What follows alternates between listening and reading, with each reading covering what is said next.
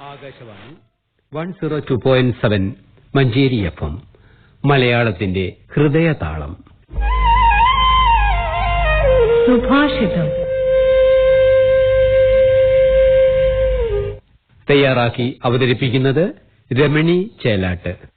ഉത്സാഹിയായ ഒരുവനെ ഐശ്വര്യം പ്രാപിക്കും എന്നാണല്ലോ മഹത് വചനം. പരിശ്രമം കൊണ്ട് നേടാൻ കഴിയാത്ത യാതൊന്നുമില്ല. ഉദ്യമേന ഹി സിദ്ധ്യന്തി കാര്യാണി ന മനോരഥൈഹി നഹി സുപ്തസ്യ സിംഹസ്യ മുഖേ പ്രവിശന്തി മൃഗാഹ എന്ന് ഹിതോപദേശത്തിൽ പറയുന്നുണ്ട്.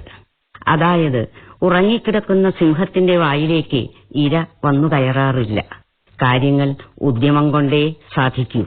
മനോരഥം കൊണ്ട് ഒന്നുമാകില്ല. രാത്രിയിൽ നമുക്ക് സുഖമായി ഉറങ്ങണമെങ്കിൽ പകൽ നന്നായി പണിയെടുക്കണം.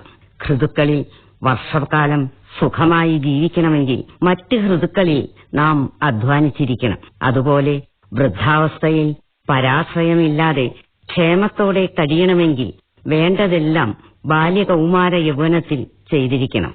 ആരോഗ്യമുള്ള കാലം വേണ്ടവിധം പ്രയോജനപ്പെടുത്തണം എന്ന ഭർതൃഹരിയുടെ സുഭാഷിതോപദേശം വളരെ ശ്രദ്ധേയമാണ്. യാവത് സ്വസ്ഥമിതം ശരീരമരുജം യാവത് ജരാദൂരദോ യാവത് ഛേന്ദ്രിയശക്തിരപ്രതിഹത യാവത് ക്ഷയോനായുഷഃ ആത്മശ്രേയസി താവദേവ വിദുഷാ കാര്യപ്രയത്നോ മഹാൻ സന്ദീപ്തേ ഭവനേതു കൂപഖനനം പ്രത്യുദ്യമകീദൃശഃ. എപ്പോഴാണോ നമ്മുടെ ശരീരം രോഗമില്ലാതെ ജരാനരകളേൽക്കാതെ സ്വസ്ഥമായിരിക്കുന്നത് അപ്പോൾ നാം പ്രയത്നിച്ചിരിക്കണം. വീട് ആളിക്കത്തുമ്പോൾ കിണർ കുഴിച്ച് വെള്ളമെടുക്കാനുള്ള ശ്രമം എങ്ങനെയാണ് ശരിയാകുന്നത്? സമ്പത്തും വിപത്തും ഇരുളും വെളിച്ചവും പോലെ ക്രമമായി മാറിവരുന്നതുകൊണ്ട് മുന്നേ കൂട്ടി നാം സമ്പാദിച്ചു വെക്കണം. സമ്പത്ത് കാലത്ത് തൈപത്ത് വെച്ചാൽ ആപത്ത് കാലത്ത് കാപത്ത് തിന്നാം എന്നാണല്ലോ പഴമക്കാർ പറയാറുള്ളത്.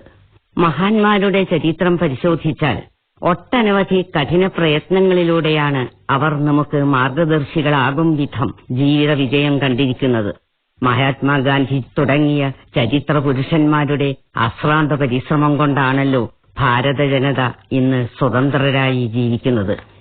ആയുധമേന്താതെ സ്വന്തം ജീവിതം തന്റെ സത്യാന്വേഷണ പരീക്ഷണങ്ങളിലൂടെ ഒരു വലിയ സാമ്രാജ്യത്തെ മുട്ടുകുത്തിച്ച് ഇന്ന് നാം അനുഭവിക്കുന്ന സ്വാതന്ത്ര്യത്തെ നേടിത്തന്നു. അതിൽ നിന്നും വഴി എത്രമേൽ ദീർഘവും ദുർഘടവുമായിക്കൊള്ളട്ടെ നമ്മുടെ അധ്വാനം തീർച്ചയായും ലക്ഷ്യസ്ഥാനത്തെത്തിക്കും എന്ന് മനസ്സിലാക്കാം.